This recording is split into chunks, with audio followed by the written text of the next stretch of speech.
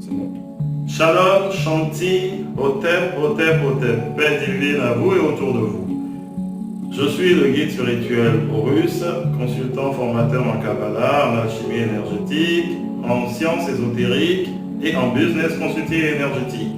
Aujourd'hui, nous allons parler du psaume 119, des mystères majeurs, quelques codes, quelques archétypes divins du psaume 119. Le saviez-vous?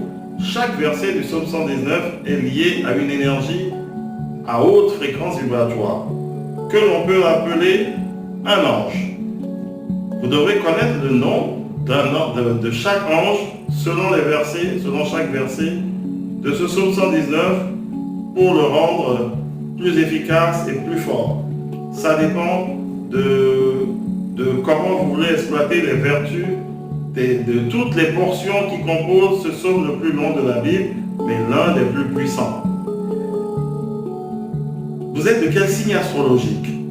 Le saviez-vous? Chaque signe astrologique est lié à 8 versets, à une portion du psaume 119. Vous devez les connaître parce que ce sont vos versets de base. Vous devez pouvoir psychiquement vous connecter, vous harmoniser avec ces versets, avec cette portion du psaume 119.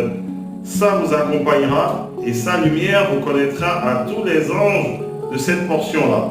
Vous devez pouvoir réciter ces 8 versets parce que c'est une portion de 8 versets chaque jour.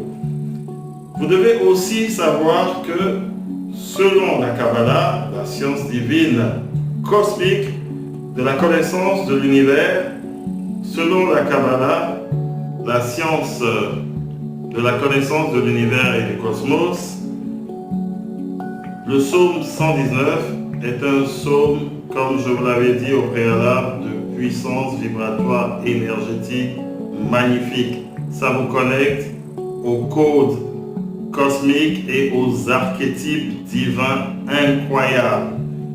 Le saviez-vous également, chaque signe astrologique a son psaume. Ce n'est pas forcément le psaume 119 cette fois-ci, mais a son psaume et son nom sacré divin correspondant au signe astrologique. Et lorsque vous lirez ce psaume, vous remplacerez le nom ou les connotations éternelles, Seigneur, etc. par ce nom sacré qui a un potentiel immense énergétique. Il y a d'autres choses que vous devez connaître pour être en harmonie avec les influences bénéfiques de votre signe astrologique. Pourquoi est-ce nécessaire d'avoir ces codes et de les utiliser? Mais naturellement, lorsque vous êtes en harmonie et que vous baignez dans les influences positives de votre aliment des astres naturels dans cette incarnation dans laquelle vous êtes arrivé, qu'est-ce qui peut vous arriver de mal? Qu'est-ce qui peut vous atteindre de négatif? Pensez-y. Contactez-moi pour avoir les autres codes ou les autres archétypes divins et vous verrez comment ça ira. Merci, c'était le guide Horus.